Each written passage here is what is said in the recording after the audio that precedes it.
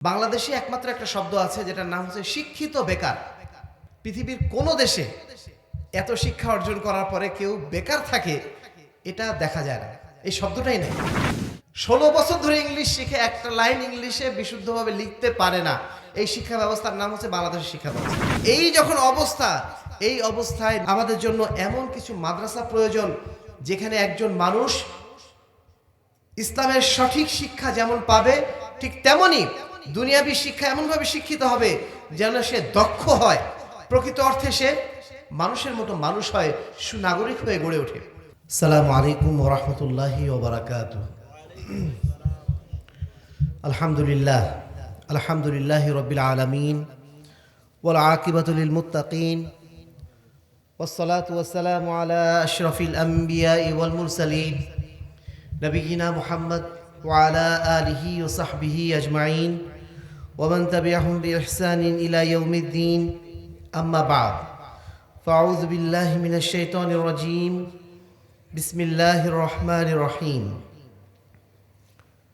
কুল হাল ইয়াস্তাবিল্লাযীনা ইয়ালামুন ওয়াল্লাযীনা লা ইয়ালামুন ইন্নামা ইয়াতাযাক্কারু উলুল আলবাব।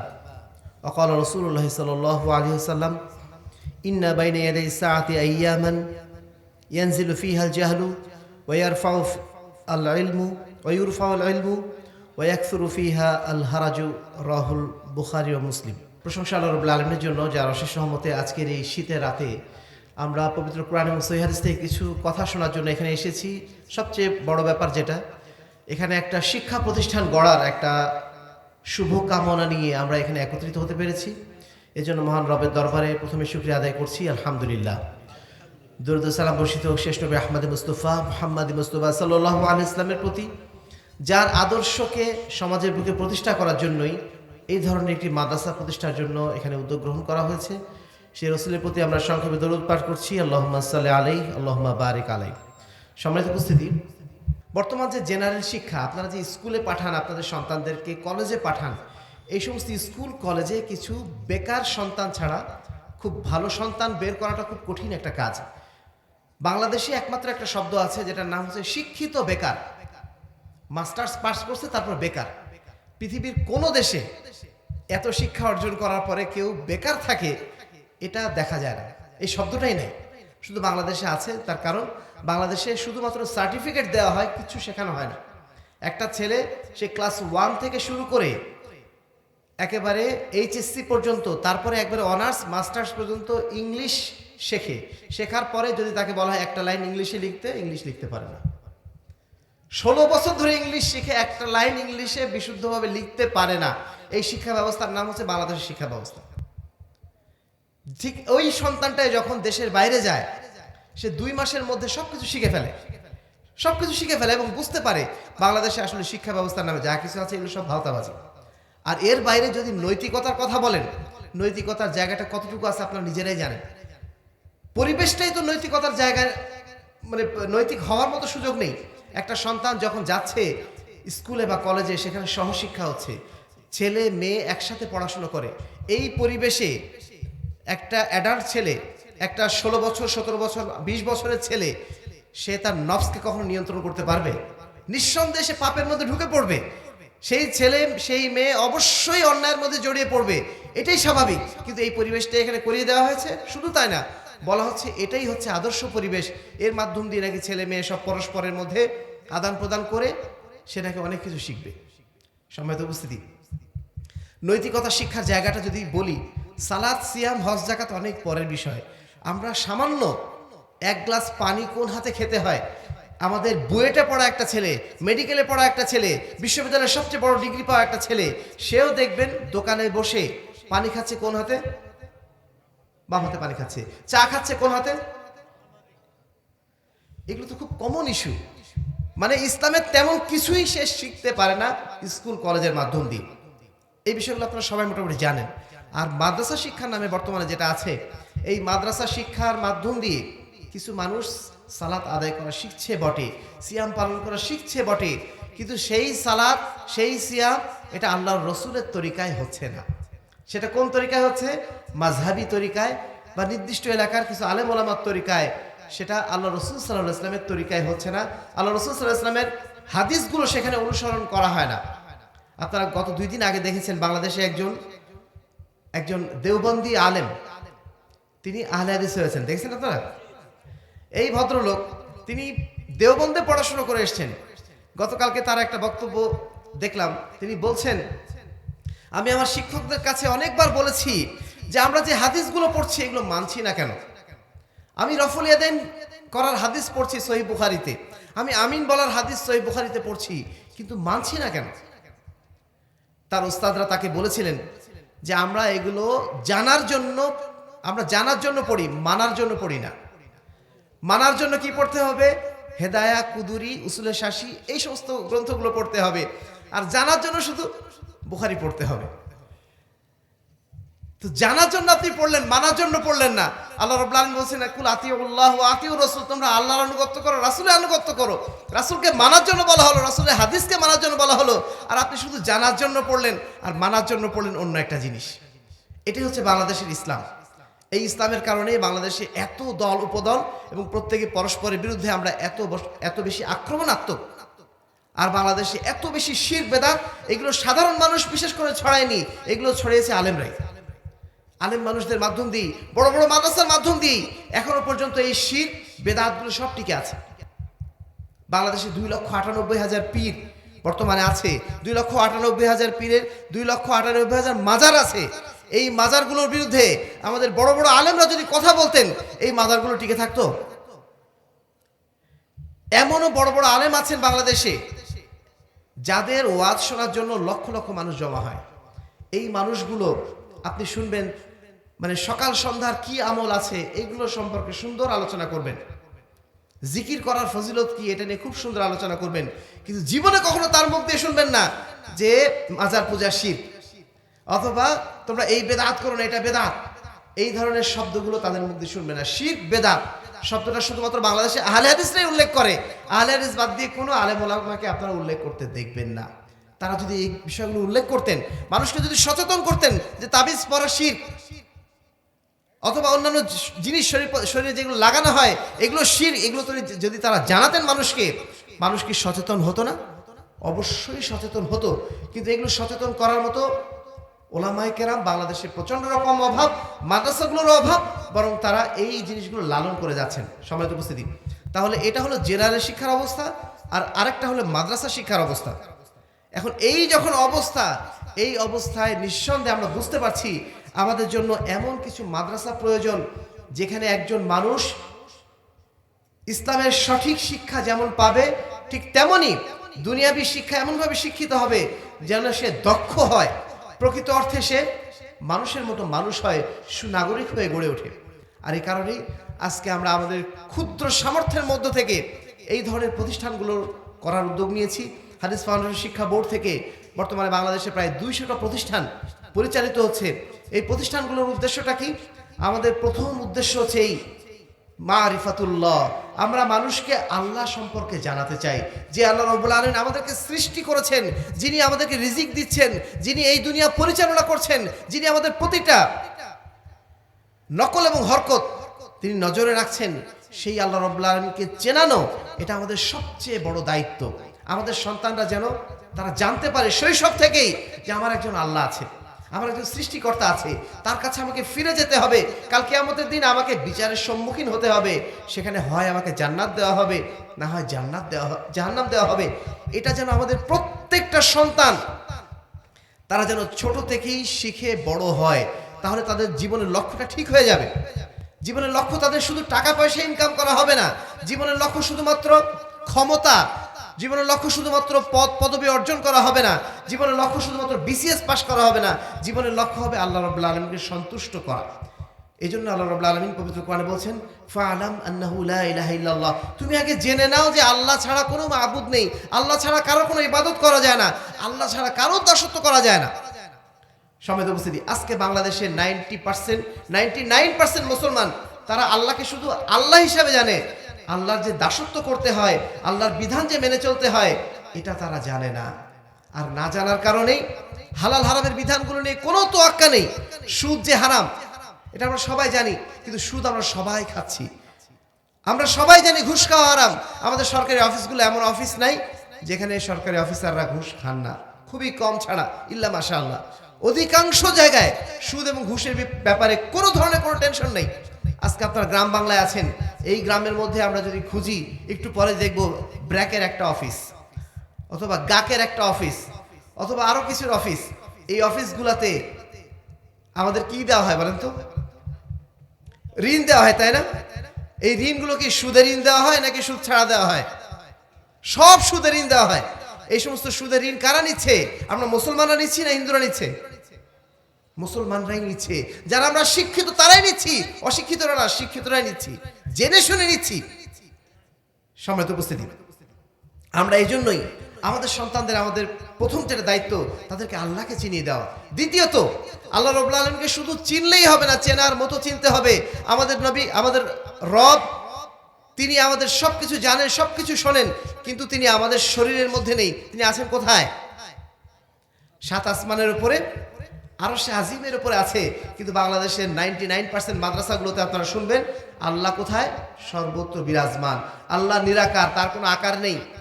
কুরআনে বলে দিচ্ছে আল্লাহ রাব্বুল আলামিন লাইসা কামিসলিহি শাইউন ওয়া হুয়াস সামিউল বাসীর।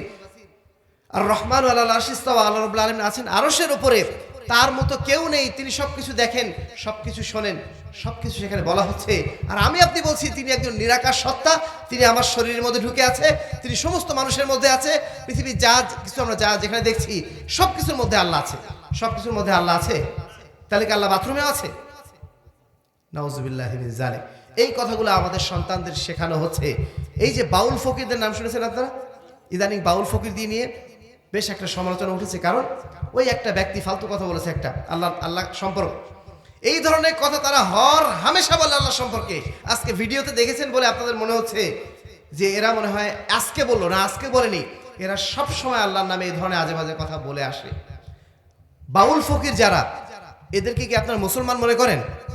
এরা আল্লাহর নাম নেয়, এরা খোদার নাম নেয়, আরো কত কি করে। ইসলামের কিছু ভাষা তারা ইউজ করে, নামাজের কথা বলে, এই সমস্ত কথাগুলো তারা বলে, কিন্তু তারা প্রকৃত অর্থে মুসলমান নয়। কারণ তারা আল্লাহর পূজা করে না, তারা আল্লাহকে তারা বিশ্বাস করে না, তারা বিশ্বাস করে মনের মানুষকে। তারা পূজা করে মনের মানুষের পূজা। তাদের কোনো সালাত নেই, তারা সালাত আদায় করে কি করে? নিজেদের মতো করে বানায়। তাদের কোনো সিয়াম নেই, তাদের হজ নেই, জাকাত নেই, ইসলামের কোনো বিধিবিধান তারা মানে না। এমনকি মারা যাওয়ার পরে তাদের জানাজাও দেওয়া হয় না, তাদেরকে এমনি পুঁতে রাখা হয়। তারা বিয়েতে বিশ্বাস করে না, তাদের কোনো বিবাহ নেই। ইচ্ছা মতো যার সাথে খুশি তার সাথে তারা থাকার ব্যবস্থা করেছে। তারপরে কত কি আজে বাজে কাজ করে, সেগুলো আসলে মুখে উচ্চারণ করার মতো না। এই সমস্ত বাউলদেরকে বাংলাদেশে এখন মনে করা হয় এরাই হচ্ছে সবচেয়ে বড় মুসল্লি, এরাই সবচেয়ে বড় দার্শনিক, এরাই সবচেয়ে বেশি আল্লাহওয়ালা, এরাই সবচেয়ে বড়, কি বলবো, ওই যে আপনার যেহেতু পাগলের মতো বসে থাকে, মানুষ মনে করে এরা বোধহয় আল্লাহর ধ্যানে, আল্লাহর প্রেমে বোধহয় মগ্ন। এরা হচ্ছে পৃথিবীর সবচেয়ে বড় ভণ্ড। এই ভণ্ডগুলোকে আপনারা মুসল্লি মনে করে তাদেরকে এখন মাথায় তুলে রেখেছেন।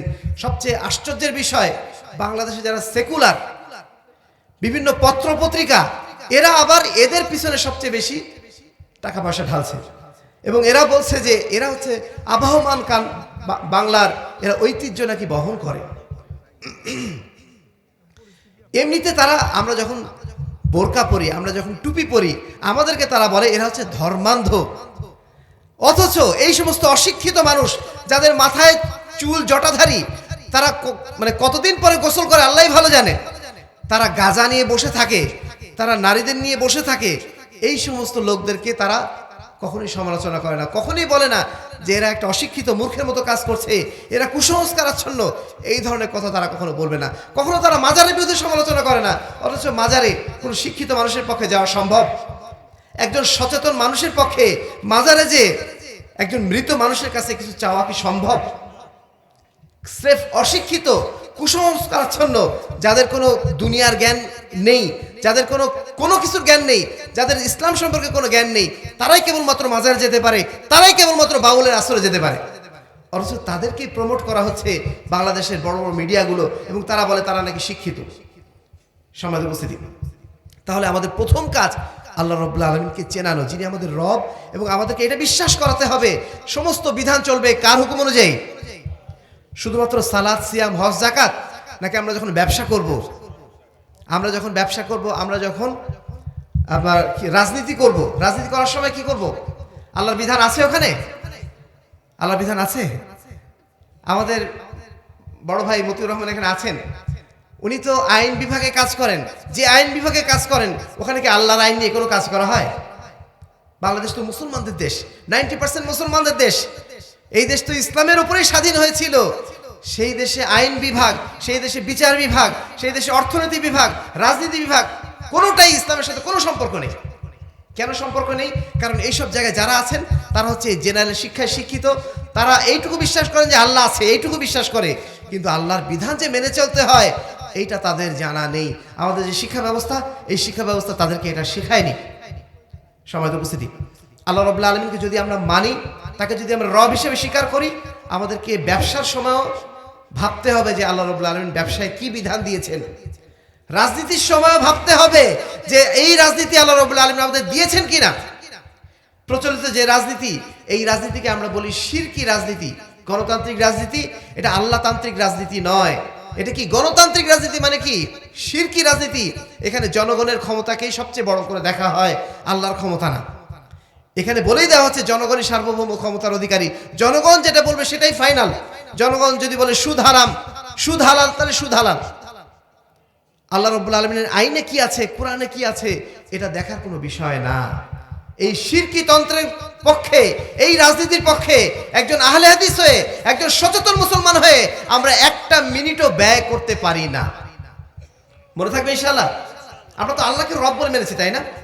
যাকে আমরা রব বলে মেনেছি আমরা তারই বিধান মেনে চলবো। কেন আমরা মানুষের বিধান মেনে চলবো? একজন মানুষ হয়ে আমি মানুষের বিধান মেনে চলবো নাকি আল্লাহর বিধান মেনে চলবো? এই বিশ্বাসটা ভিতরে আসছে আমাদের? সম্মানিত উপস্থিতি, এই বিশ্বাস করাতে এখনো বহুদিন লাগবে, আমাদের বহুদিন লাগবে। তারপরেও আমাদের এই কথাগুলো বলে যেতে হবে। আজকে যদি 5 জনও বোঝেন যে না আল্লাহর আইন ছাড়া অন্য কারোর আইন চলবে না, তবে আমরা মনে করবো আমাদের এখানে আসাটা সার্থক হয়েছে। সম্মানিত উপস্থিতি, আমাদের এই শিক্ষা প্রতিষ্ঠানের মাধ্যম দিয়ে আমরা আমাদের সন্তানদের এটাই শেখাতে চাই, ইয়াকা না'বুদু ওয়া ইয়াকা নাস্তাঈন। আমরা একমাত্র আল্লাহরই দাসত্ব করি।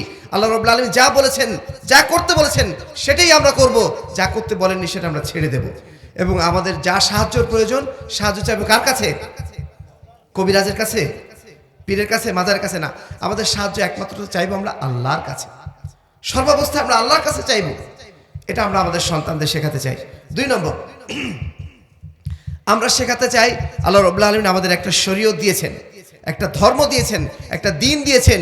এই ধর্ম, এই দিন আমাদেরকে সকালে ঘুম থেকে ওঠার পর থেকে শুরু করে রাতে ঘুমাতে যাওয়া পর্যন্ত সব কিছু শিখিয়ে দিয়েছে। ঘুম থেকে উঠবেন কিভাবে, ঘুম থেকে ওঠার পরে কি দোয়া পড়বেন, তারপরে কি করবেন, আপনার কাজগুলো কিভাবে করবেন, সেগুলো সব আল্লাহ রাব্বুল আলামিন শিখিয়ে দিয়েছেন। এই বিধানগুলো আমরা আমাদের সন্তানদের শেখাতে চাই। এবং কোন তরিকায় শেখাতে চাই? আল্লাহ রাসূল যে তরিকায় শিখিয়ে দিয়েছেন ওইভাবে। আমাদের সালাত হবে কার তরিকা অনুযায়ী? রাসূল সাল্লাল্লাহু আলাইহি ওয়াসাল্লামের তরিকা অনুযায়ী। আমাদের সিয়াম হবে কার তরিকা অনুযায়ী? সব জায়গায় আল্লাহ রাসূল আমাদের মূল মডেল। লাকাদ কানা লাকুম ফি রাসূলিল্লাহি উসওয়াতুন হাসানাহ। তোমাদের জন্য আল্লাহ রাসূলের মধ্যেই রয়েছে উত্তম মডেল, উত্তম আদর্শ। আমরা কোনো মানুষের আদর্শে আমাদের সন্তানদেরকে বড় করতে চাই না, কোনো মাযহাবের আদর্শে, কোনো পীরের আদর্শে আমরা আমাদের সন্তানদের বড় করতে চাই না।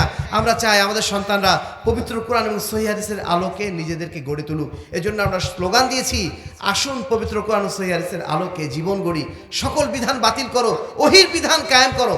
এই কথাগুলো বলার উদ্দেশ্য এটাই যে আমরা যেন আল্লাহ রসুলের মডেলে আমাদের সন্তানদের গড়ে তুলতে পারি।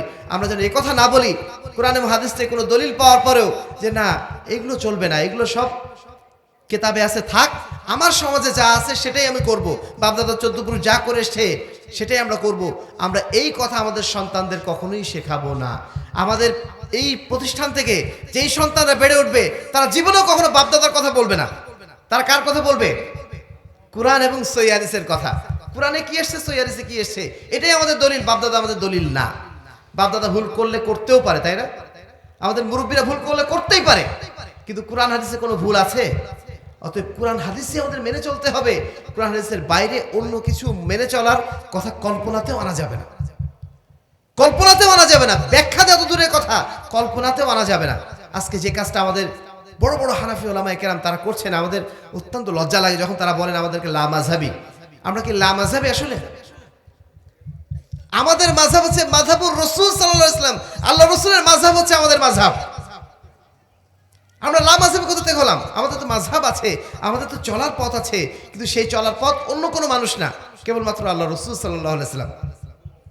এরপরে যারাই এসেছেন তারা আমাদের অনুসরণীয় ব্যক্তিত্ব, তাদেরকে আমরা ভালোবাসি, তাদেরকে আমরা বড় আলেম হিসেবে সম্মান করি, কিন্তু তাদেরকে আমরা অন্ধ অনুসরণ করি না, তাদের আমরা তাকলিদ করি না।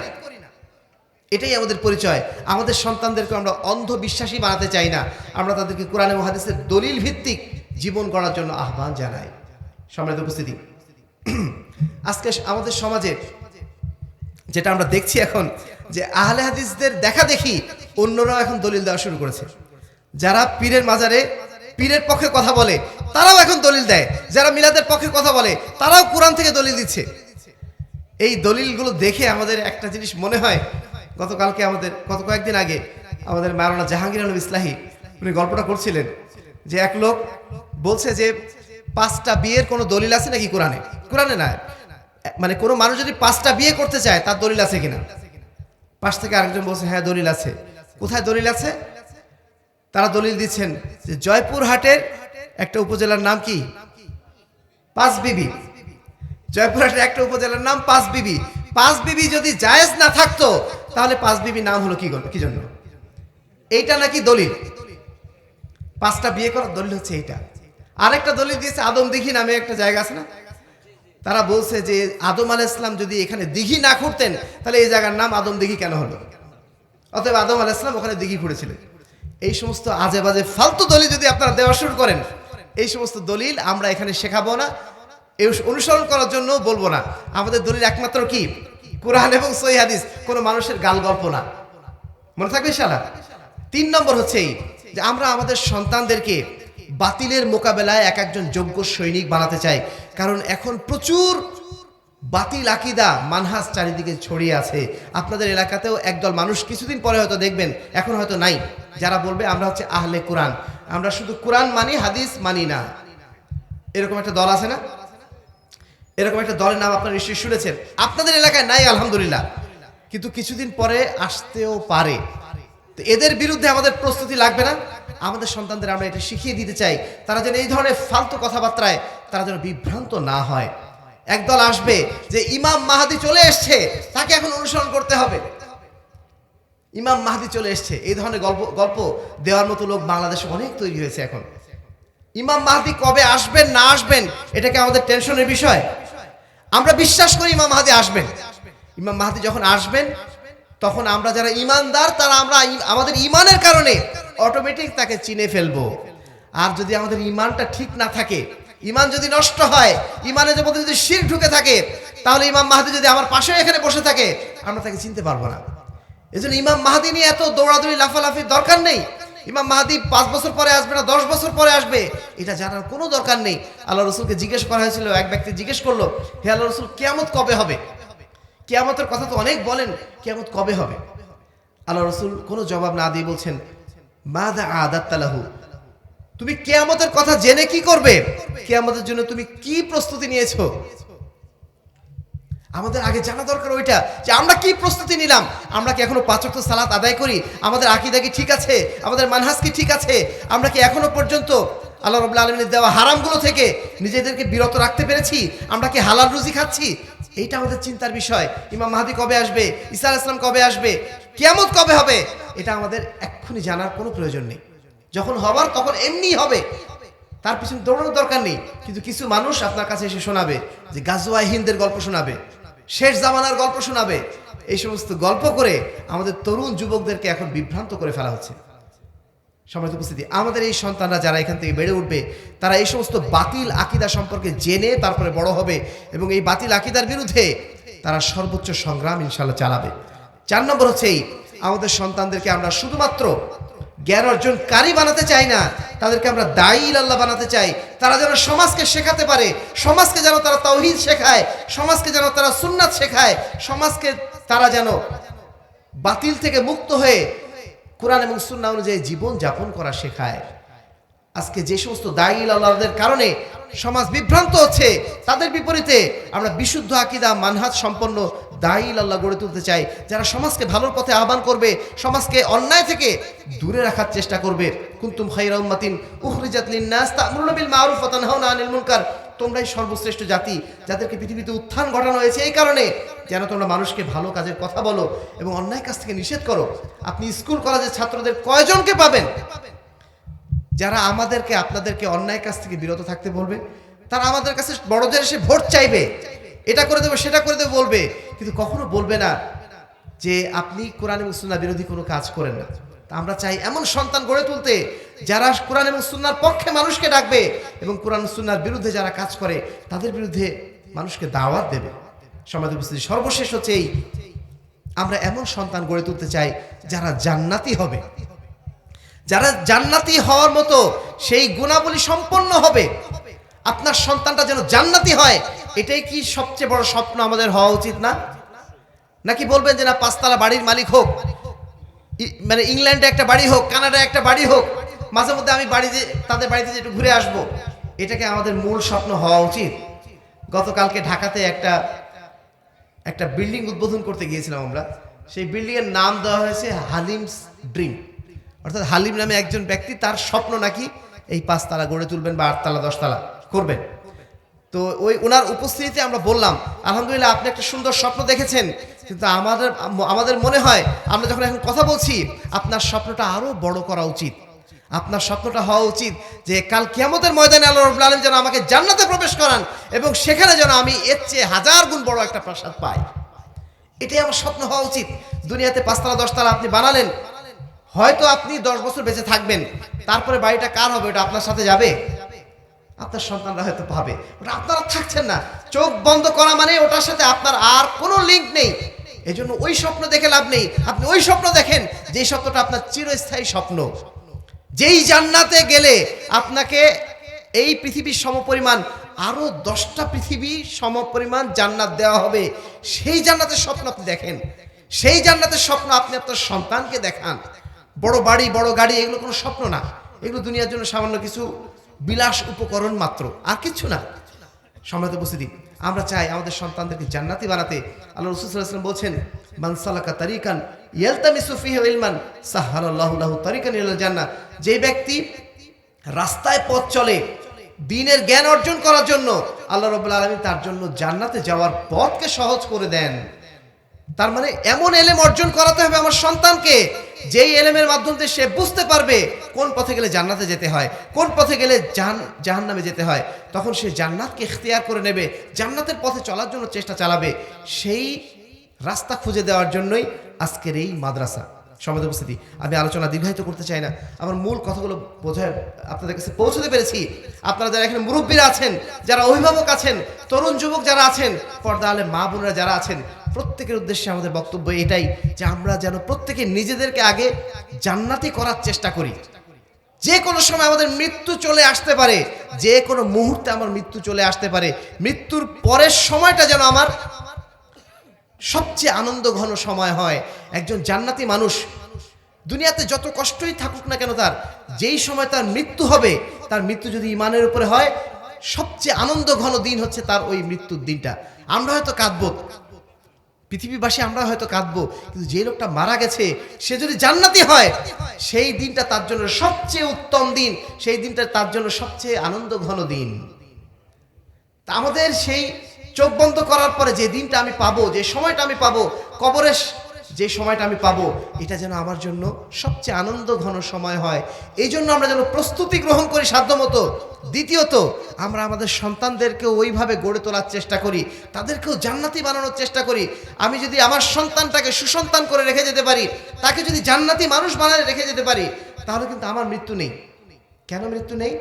আমি মারা গিয়েছি, কিন্তু আমার সন্তানটাকে আমি সুসন্তান বানিয়ে রেখেছি। ওই সুসন্তান যত ভালো আমল করছে, সমস্ত ভালো আমলের একটা অংশ আমার আমল নামে যুক্ত হতে থাকবে। কাল কিয়ামতের দিন একদল মানুষ এমন থাকবে যারা তাদের মানে নেক আমল দেখে হতবাক হয়ে যাবে। সে আল্লাহর কাছে বলবে, হে আল্লাহ রাব্বুল আলামিন, আমি তো এত আমল করি নাই, আমি তো দুনিয়াতে থাকতে এত আমল করি নাই, আমার আমল নামায় এত আমল যোগ হলো কিভাবে? তখন তাকে বলা হবে তোমার সন্তানরা যে ভালো আমলগুলো করেছিল সেই ভালো আমল তোমার আমলনামায় যুক্ত হতে থেকেছে। এই সৌভাগ্যকে আমরা সবাই পেতে চাই না? আমাদের সন্তানরা যেন জান্নাতি সন্তান হয়ে গড়ে ওঠে, তাহলে তাদের আমলনামার সওয়াবগুলো আমার আমলনামায় যুক্ত হতে থাকবে। আর এটাই হচ্ছে আমাদের জন্য সবচেয়ে উত্তম সম্পদ। পৃথিবীতে যে সম্পদ আমি রেখে গেলাম, বাড়ি গাড়ি, ওগুলো আমাদের সন্তানরাই হয়তো ভোগ করবে, কিন্তু সেটা কি আপনার কাছে আসবে? আপনার কাছে রিটার্ন আসবে না। কিন্তু যেই সন্তানটাকে আপনি সুসন্তান বানিয়ে রেখে গেছেন, হয়তো তার জন্য গাড়ি বাড়ি রেখে যেতে পারেন নাই, কিন্তু ভালো একজন মানুষ হিসেবে বানিয়ে রেখে যেতে পেরেছেন, তার সমস্ত আমলনামা আপনার আমলনামায় যুক্ত হতে থাকবে। এই জন্য চেষ্টা করবেন সন্তানের জন্য গাড়ি বাড়ি করে দেওয়ার চেয়ে সন্তানের জন্য, সন্তানের লেখাপড়ায়, সন্তানের সুশিক্ষায় বেশি খরচ করার চেষ্টা করবেন। একটা সন্তান মাদ্রাসায় পড়ে, আপনি বলছেন যে মাদ্রাসায় পড়ে ওর পিছনে এত খরচ করা দরকার নেই, ও লিল্লা বোর্ডিংয়ে খাবে না, ওর পিছনে আরো বেশি খরচ করবেন। যেই ছেলেটা জেনারেল লাইনে পড়ছে তার চেয়ে বেশি খরচ করবেন মাদ্রাসায় যে পড়ছে তার জন্য, কারণ তার পিছনে যে খরচটা আপনি করছেন প্রত্যেকটা খরচের প্রফিট আপনার আমলনামায় যুক্ত হতে থাকবে। সে যদি প্রতিদিন একবার করে সূরা ফাতিহাও পড়ে, ওই সূরা ফাতিহার আমলনামা আপনার আমলনামায় যুক্ত হতে থাকবে। এজন্য তার পিছনে আরো বেশি খরচ করার চেষ্টা করুন। সম্মানিত উপস্থিতি, মহিলারা যারা আছেন তাদের প্রতি আমাদের অনুরোধ থাকবে, আপনার সন্তানকে আপনারা জান্নাতি বানানোর চেষ্টা করুন, সালাত আদায়কারী বানানোর চেষ্টা করুন, তাদেরকে সুসন্তান বানানোর চেষ্টা করুন। আর এই সুসন্তান, সালাত আদায়কারী সন্তান বানাতে গেলে এই প্রতিষ্ঠানগুলোর দিকে আপনাদের নজর দিতে হবে। এই প্রতিষ্ঠানে আপনাদের সন্তানদেরকে পড়াতে হবে যেখানে তারা সহি আকীদা মানহাজের ভিত্তিতে বিশুদ্ধ ইসলাম শিখবে, বিশুদ্ধ দ্বীন শিখবে। এই শিক্ষার মাধ্যম দিয়ে তারা নিজেদেরকে দুনিয়াতে যেমন সৌভাগ্যের অধিকারী বানাতে পারবে, কাল কিয়ামতের ময়দানেও ইনশাআল্লাহ আল্লাহ রাব্বুল আলামিনের মুক্তিপ্রাপ্ত বান্দাদের মধ্যে ইনশাআল্লাহ তাকে অন্তর্ভুক্ত করতে পারবে। আজকে আমরা একটু আগে বললাম না, আমাদের শেখ আহমদুল্লাহ বললেন যে আমরা যেন সবাই জান্নাতুল ফেরদাউসে একত্রিতভাবে থাকতে পারি। এটা কি আমাদের সবার স্বপ্ন না? আমাদের সবার স্বপ্ন জান্নাতুল ফেরদাউসে যাওয়া, তাই না? নাকি ভয় লাগছে? আমাদের অনেকে ভয় লাগে। আবার আমরা যে আমলনামা আসলে করি, আমাদের যে আমলের অবস্থা, জান্নাতে যাওয়াই তো কঠিন, জান্নাতুল ফেরদাউস তো অনেক পরের কথা। এই জন্য কেউ যদি জান্নাতুল ফেরদাউসের কথা বলা হয় কারোর সামনে, সাহস করে বলে না যে জান্নাতুল ফেরদাউসে যাবো। আল্লাহ রাসূল সাল্লাল্লাহু আলাইহি ওয়াসাল্লাম কি বলেছেন? যখন তোমরা জান্নাত চাইবে ফাসআলু আল ফেরদাউস, যখন তোমরা আল্লাহর কাছে জান্নাত চাইবে তখন সবচেয়ে উত্তম জান্নাতটা চাও, জান্নাতুল ফেরদাউস কামনা করো। ছোটখাটো কামনা করা, ছোটখাটো স্বপ্ন দেখা না মুমিনের কাজ না। মুমিন দেখবে সবসময় বড় বড় স্বপ্ন। দুনিয়ার জন্য তো অনেক বড় স্বপ্ন দেখেন। দুনিয়ার জন্য যদি বলা হয় আপনাকে কি বলবো 50 কোটি টাকা দেওয়া হবে, আপনার অন্তর খুশিতে গদগদ হয়ে যাবে, ওই টাকা নেওয়ার জন্য ছুটে যাবেন। কিন্তু জান্নাতুল ফেরদাউসের কথা বললে আবার তখন মুখটা শুকনা হয়ে যায় যে না, আসলে এত কাজ তো করতে পারবো না। সম্মানিত উপস্থিতি, জান্নাতুল ফেরদাউসে যেন আমরা একত্রিত হতে পারি, এটাই আমাদের সবচেয়ে বড় স্বপ্ন হওয়া উচিত। এবং সেই স্বপ্নের জন্য নিজেকে যেমন গড়া দরকার, আমার সন্তানদেরকেও সেভাবে গড়ে তোলা দরকার। আর এইভাবেই ইনশাআল্লাহ আমরা এক সময় একটা সুন্দর পরিবার গড়তে পারবো, একটা সুন্দর সমাজ গড়ে তুলতে পারবো। তারপরে ইনশাআল্লাহ একটা সুন্দর রাষ্ট্র গঠন হবে। রাষ্ট্র গঠন শুধুমাত্র নির্বাচন করে হয় না, শুধুমাত্র অমুক ভাইকে ভোট দিয়ে রাষ্ট্র গঠন হয় না। রাষ্ট্র গঠন করতে গেলে আগে নিজেকে গঠন করতে হয়। এজন্য আপনাদের সবার প্রতি আমাদের অনুরোধ থাকবে, আসুন আমরা প্রত্যেকেই নিজেকে গঠন করি, আমাদের সন্তানদের গঠন করি, পরিবারকে গঠন করি। ইনশাআল্লাহ এই সমাজ একদিন সুন্দর হবে, ইনশাআল্লাহ এই রাষ্ট্র একদিন পরিপূর্ণ ইসলামী রাষ্ট্রে পরিণত হবে। যেই দিন আমরা ইসলামী বিজয় দেখে সবাই আনন্দিত হব, সবাই খুশি হব, নিজেদের আমলনামা নিয়ে আমরা সবাই সেই দিন পরিতৃপ্ত হতে পারবো। আল্লাহ রাব্বুল আলামিন আমাদের সকলকে পবিত্র কোরআন এবং সহিহ হাদিস অনুযায়ী নিজের জীবন গড়ার তৌফিক দান করুন। আমাদের সকলকে ঈমানের উপর মৃত্যুর তৌফিক দান করুন। আমাদের সবাইকে কাল কিয়ামতের ময়দানে তার অনুগ্রহপ্রাপ্ত বান্দাদের মধ্যে অন্তর্ভুক্ত করে নিন। আল্লাহুম্মা আমিন। ওয়া আখিরু দাওয়ানা আলহামদুলিল্লাহি রাব্বিল আলামিন। আসসালামু আলাইকুম ওয়া রাহমাতুল্লাহি ওয়া বারাকাতুহু।